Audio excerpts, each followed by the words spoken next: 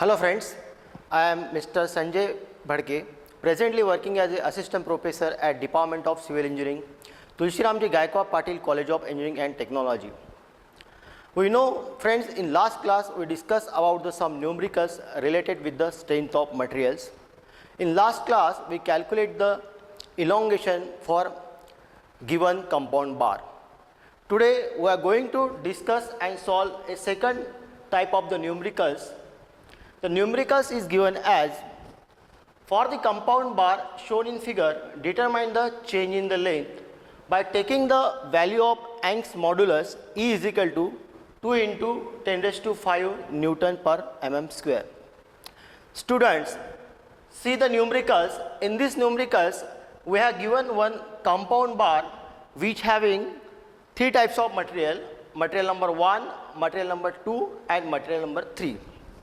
If we discuss about the dimensions of material number 1, in case of material number 1, you can see here the length of material number 1 is given as 300 mm and diameter of material number 1 is given as 50 mm. For second material, the length is given as a 300 mm and diameter is given as a 75 mm. For third material, the length is given as a 200 mm and diameter is given as a 40 mm. Now we just discuss about the various forces. So you see in this figure at point A, a force is acting with a magnitude of 50 kilonewton and the nature of the force is a tensile nature. A second force is acting at point B and the third force is acting at point C and fourth force is acting at point D. If you see the force which is acting at point A, for this force nature is a tensile nature and the second force which is acting at point D with a magnitude of 30 kilonewton, its nature is a compressive nature. So in last numericals, we seen that there only two forces are given and in that case these forces have a nature of tensile. But today in this numerical we have different four forces with different natures like tensile and compressive. Now moving forward, we are going to write about the given data.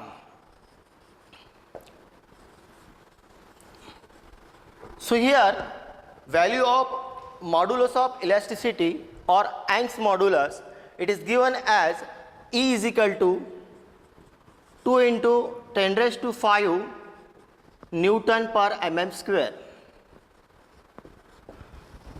We know this is the constant value for material number 1, material number 2 and material number 3. Now material number 1. In material number 1, the length is given as a L1 which value is 300 mm and for material number 1, the diameter which normally we are indicating by the notation phi is equal to 50 mm. All our dimensions are in mm. Now if we know the length and diameter for material number 1, then we can calculate the area for material number 1. So here we are calculating the area for material number 1. So here area is denoted by A1, area for material number 1, and which we can calculate by the formula pi by 4 into D1's whole square. Now just you put the values. So pi is the numerical constant and it's having the value of 3.14 and value of D1 is given as 50 mm. So 50 square. So in this way we will get the area A1 as a 1963.2 mm square. So this way we calculate the area for material number 1. Now just take the material number 2.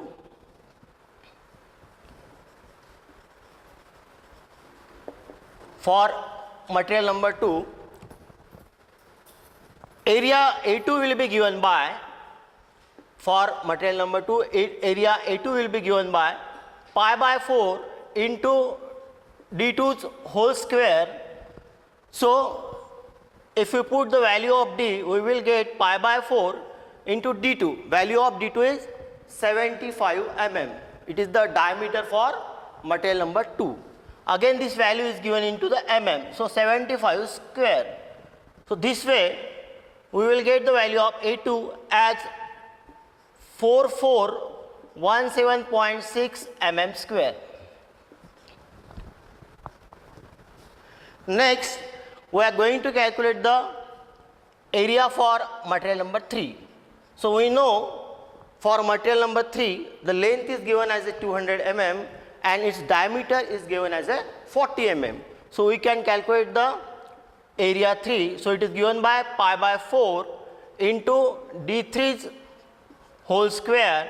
So it will be pi by 4 into 40's whole square. So if you solving this, you will get the value of A3 as a 1256.12 mm square. So student, this way we complete the first stage and calculate the area A1, A2 and A3 for given materials. So now next step, to calculate the change in the length for given material.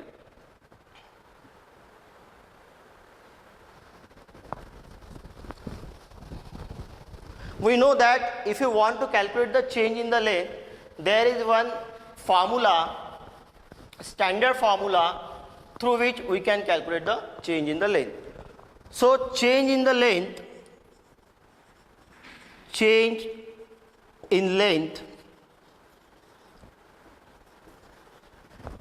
is denoted by delta L and formula is P by L into A into E, where P is the axial load, L is the length, A is the area of respective material and E is your universal constant, that is Young's modulus of elasticity, which value is given as a 2 into 10 raised to 5 Newton per mm square. So this is the standard formula to calculate the change in the length, which is indicated by delta L and is equal to PL by A. So if you want to calculate the total length delta L, so this delta L will be given by P1 L1 divided by A1 into E1, P2 L2 divided by A2 into E2 plus P3 L3 divided by A3 into E3. So in this formula we know the value of A1, we know the value of A2, we know the value of A3. We are also familiar with the value of L1, L2, L3.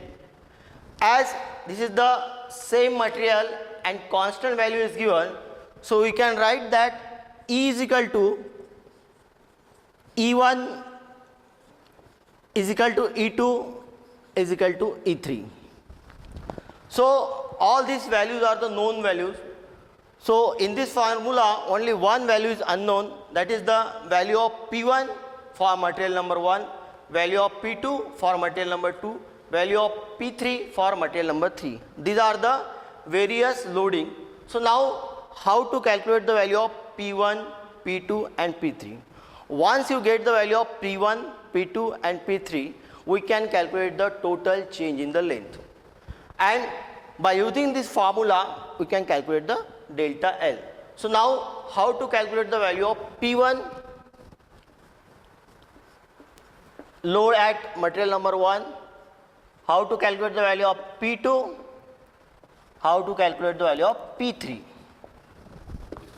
So to calculate the value of P1, P2 and P3, we have to draw the free body diagram, separate free body diagram for given compound bar. So now we will draw the separate free body diagram for material number 1, material number 2 and material number 3.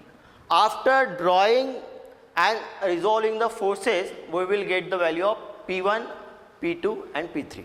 So let's start. Draw the free body diagram.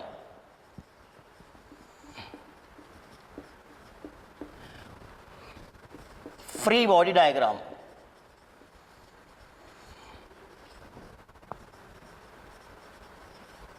We know that free body diagram is the isolated view of any body which shows the different forces acting on the body. Okay. So now I will draw the free body diagram for material number 1. So this is the free body diagram for material number 1. So see here, in material number 1, a force of 50 kilonewton with a nature of tensile is acting in leftward direction. So this is your force of 50 kilonewton. If a tensile force of 50 kilonewton is acting in leftward direction, same force will be, we have to apply in opposite direction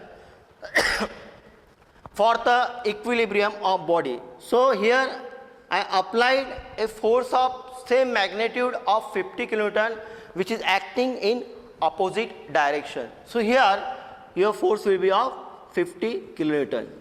So now see the free body diagram for material number 1. Here two forces are acting. One force is 50 kilonewton which is acting in left side. Another force is of 50 kilonewton which is acting in right side. The magnitude of both the forces are same and nature is also same. You can see here the nature of the forces is tensile force. That means this body will be in equilibrium condition. So this way we draw the free body diagram for material number 1. Now moving forward, draw the free body diagram for material number 2.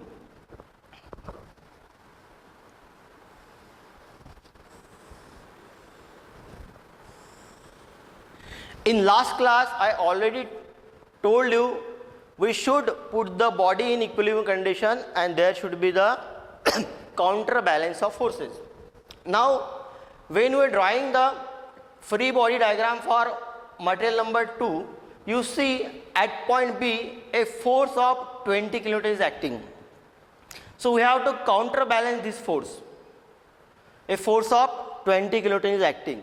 So now to counterbalance this force of magnitude of 20 kilonewton, I will apply a 30 kilonewton force as shown in figure number 2.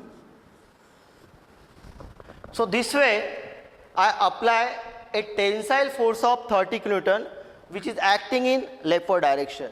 Now you can see from free body diagram of material number 1 and free body diagram of material number 2.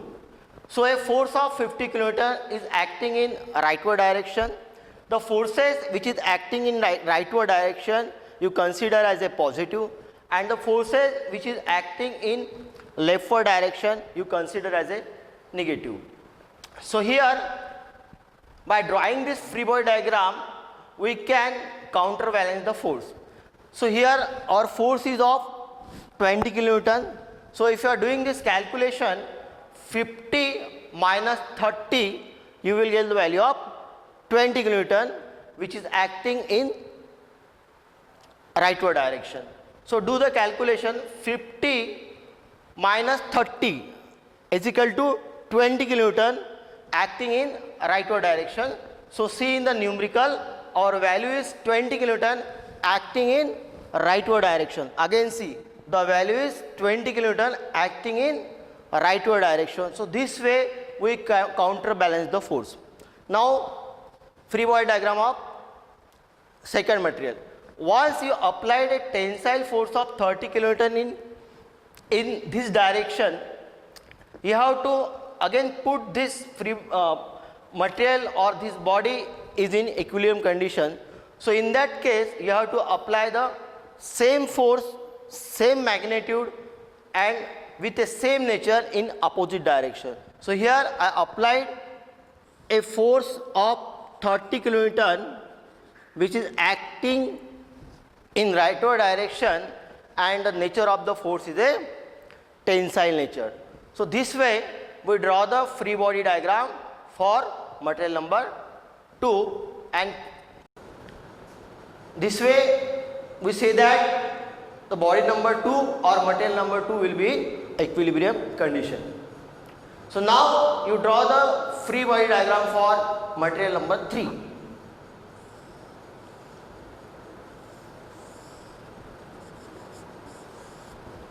Now you have draw the free body diagram for material number 3. So see,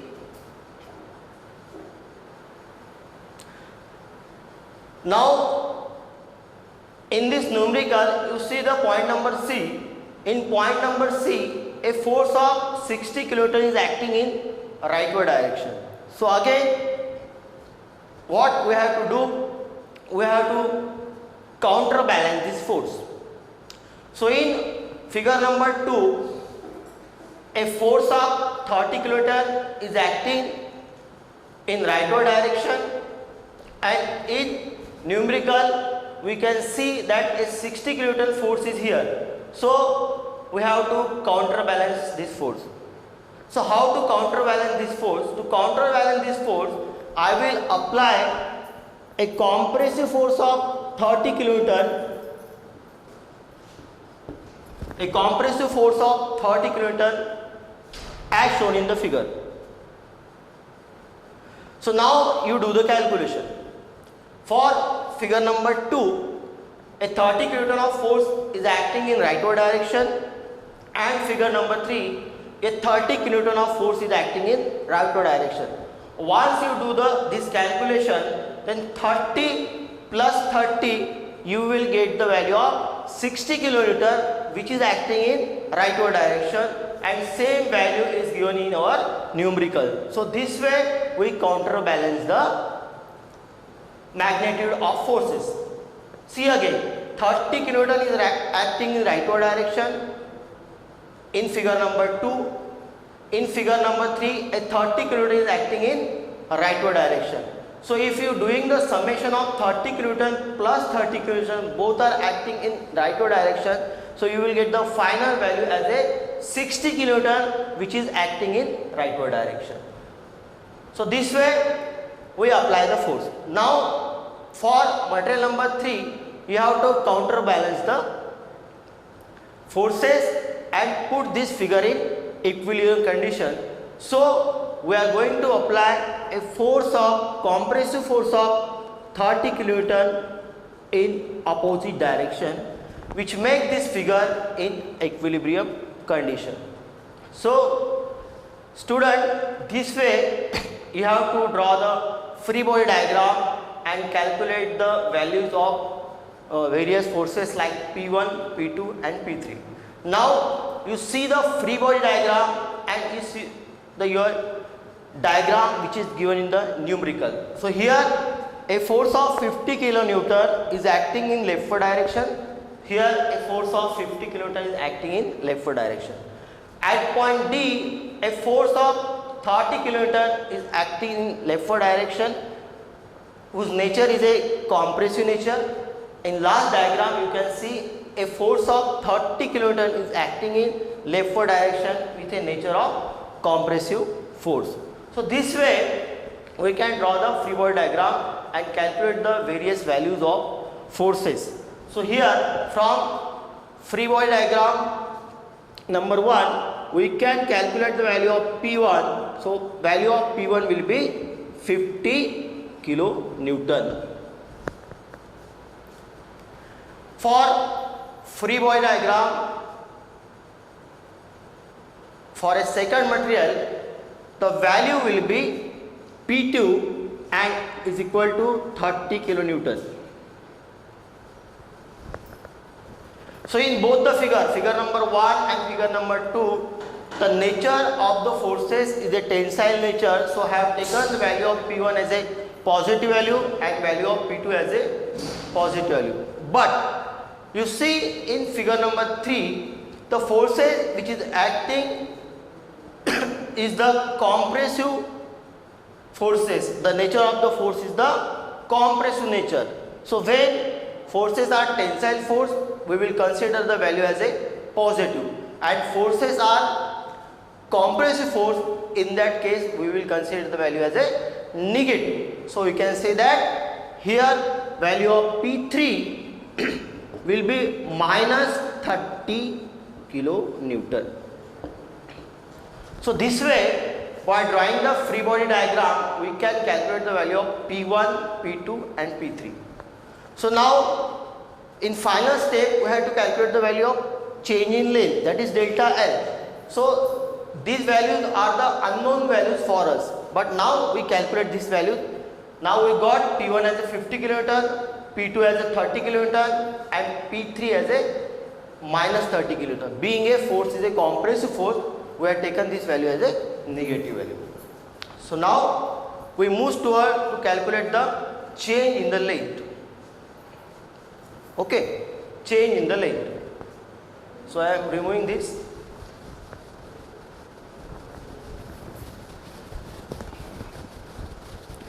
We know that formula to calculate the change in the length. So this is the formula to calculate the change in the length. So delta L is given by delta L1 plus delta L2 plus delta L3. So first we calculate the delta L1, which indicate the change in the length for material number 1. So its formula will be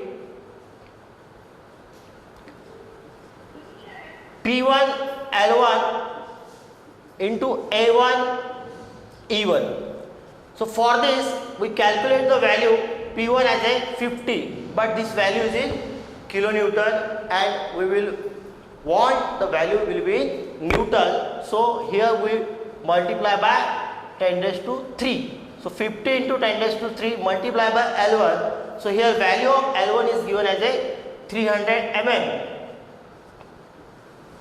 Area A1 we already calculated as a 1963.12 and value of E1 is a constant value which is given as a 2 into 10 raised to 5. So this way you will get the value of delta L1 as a 0.032 mm.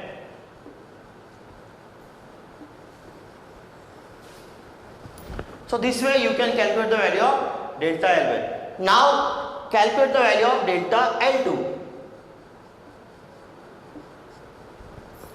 So again we are using the same formula PL by AE and calculate the value of delta L2. So in that case it will be given as P2 L2 divided by A2 into E2.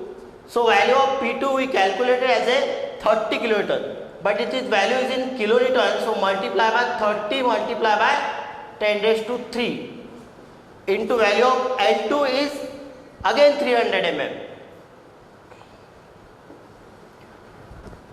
and value of A2 is 4417.1 multiply by constant value of Young's modulus 2 into 10 raised to 5. So if you are doing this calculation, so approximate you will get the value of delta L2 as 0.010 mm.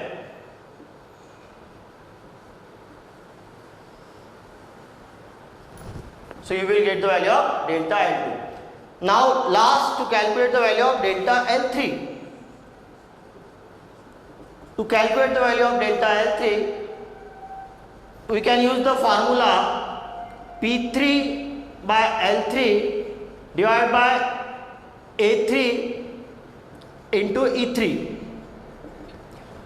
So already in the free body diagram we have calculated the value of P3. We know the value of P3 is a negative value because the nature of the force is a compressive force. That's why we have taken the value of P3 as a negative value. So here you put minus 30 multiplied by 10 raised to 3 into value of L3.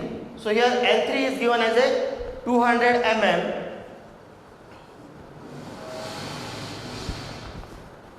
Area A3 is 1256.12 multiplied by E3 equal to 2 into 10 raised to 5. So after solving this formula or equation, you will get the value of delta L3 as a minus 0.024.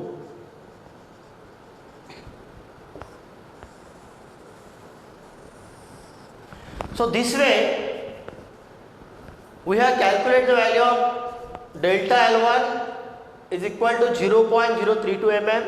We calculate the value of delta L2 is equal to 0.010 mm, and we calculate the value of delta L3 is equal to minus 0.024 mm.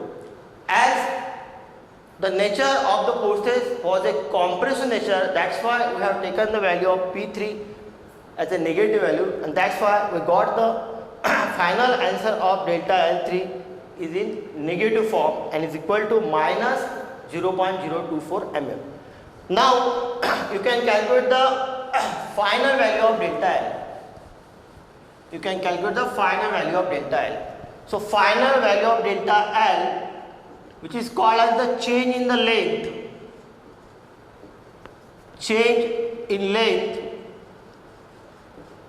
or it is also called as elongation,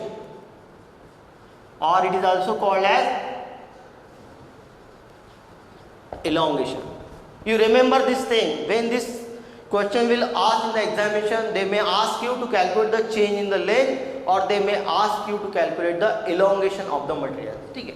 So now delta L will be given by this formula. Already we have this formula, delta L is equal to delta L1 plus delta L2 plus delta L3. So now putting the value of delta L1, delta L2 and delta L3, we will get the final value of delta L. So here delta L1 is 0.032 plus delta L2 is equal to 0.010 and delta L3, value of delta L3 is again minus, so you have to put the value as a minus 0.024. So by doing this calculation, you will get the delta L, that is change in length is equal to minus 0.08 mm. You should not forget to write the unit of measurement of final answer. It is very important to write the unit of measurement of final answer. So student, this way we calculate the change in the length for given compound material. Thank you.